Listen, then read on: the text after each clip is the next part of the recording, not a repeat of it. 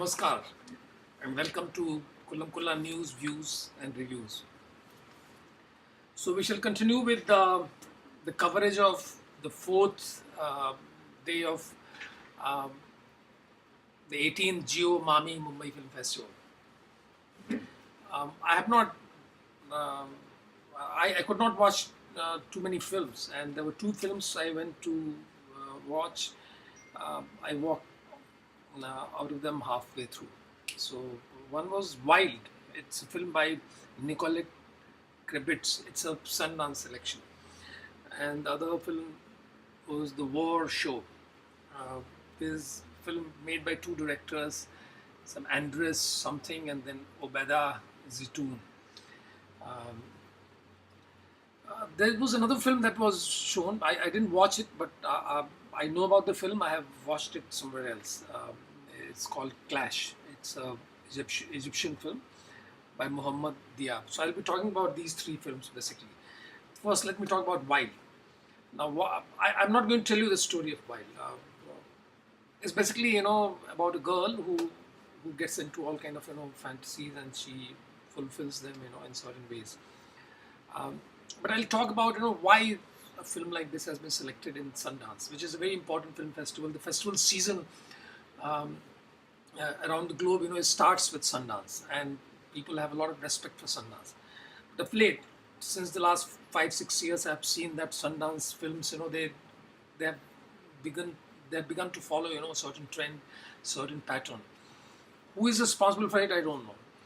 Now, while in my personal view, is a terrible film. I mean, it might surprise some people. Basically, it looks like the Sundance programmers are very easy to be surprised. If you bring in some sexual perversity or some of those elements, suddenly, Sundance gets very excited about it. And you have quite a few films of this kind, in Sundance program over the years, and they follow certain pattern.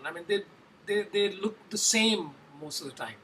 You don't see a film which can be truly considered as a kind of a breakthrough cinema. Now, this should be a matter of great concern to all film festival programmers and film festival officials, because they seem to have been nurturing, certain kind of cinema, certain language of cinema, which is not working anymore. Festival cinema or art house cinema is becoming boring and boring day by day, and it has begun to follow a pattern. Can you talk about something like genre in art house cinema? That which genre it belongs to? When you make a film or you make produce any work of art, you don't think of the genre. Genre comes later when you have to market something. Can filmmaking begin with the marketing possibilities? True art starts with market. There is a travesty of art if you start thinking in terms of market before you begin to make your film or begin to paint your picture or begin to write your poem. This is strange, and that is what is happening. And this should be a matter of concern to everybody who is concerned about cinema, who would like to see growth in cinema art, would like it to achieve major breakthroughs and all. So that's the Wild is a symptom of a certain malaise which is destroying art house cinema or cinema art on the whole. Now, that is one thing. The other thing which is destroying cinema is, again, its association with world politics. Now, look here, any art form, basically it has got something to do with truth. It cannot be agenda driven. You don't begin making a film or begin writing a novel, and if it is going to be a significant effort, with certain agenda. You write a political novel, or you write it becomes a kind of a commission work. So likewise, you cannot manufacture an agitation, a movement, a revolution. It has to come from within the society.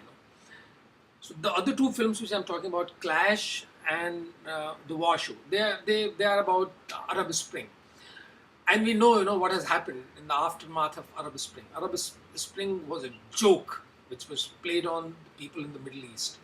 They tried to do something similar, here in India as well, using their stooges. Particularly the Western powers, they have all these NGOs working all over, and they have direct connection with CIA and some of these agencies. They are always, forever, they are trying to subvert um, democratic processes or political processes around the world. I mean, including India. India has been their focus for very long. So these films are about Arab Spring. Uh, the war show is about what happened in Syria. There's a beginning when the so-called Syrian revolution started. When political opposition to Assad, it got organized and it started organizing, agitations and demonstrations all over Syria. And how the Western powers later on came in, and they were very certain that Assad had to be removed, and then Syria became a kind of a war zone, uh, which is in a very bad shape.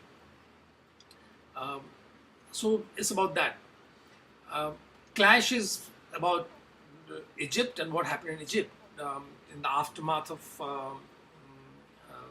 the movement led by Islamic Brotherhood, and how the supporters of army and the, the members of Islamic Brotherhood, they clashed, and they are probably they're trying to find some kind of middle ground and some very humanitarian aspect, something very emotional, they're trying to do, but it doesn't work.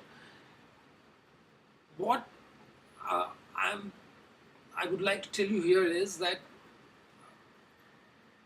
the Arab Spring created, the ground for the growth of ISIS.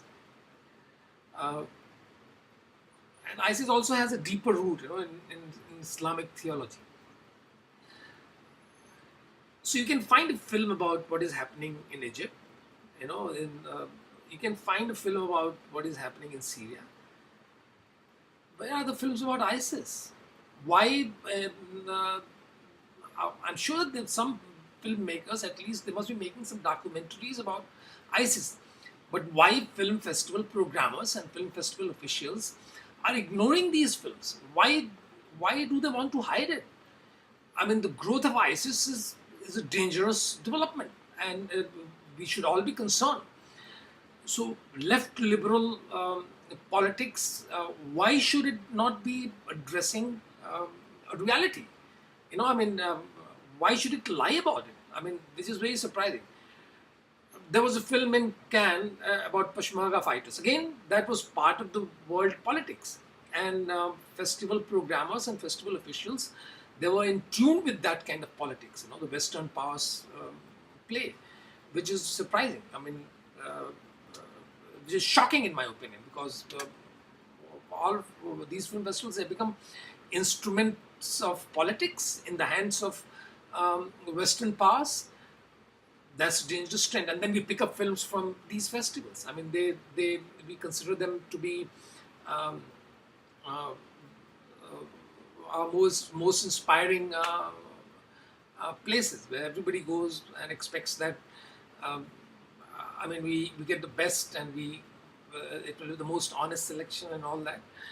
But this politics is appalling, and if film festivals and film festival programmers and officials do not understand this, and they get aligned with the objectives of Western powers, uh, political objectives of Western powers, and their interventionist agenda, um, it will be the most unfortunate thing to happen. And I hope, somewhere somebody is listening to or ideas. I'm not the only one who would be giving such ideas. I'm sure that there will be others also talking about it. So this should stop.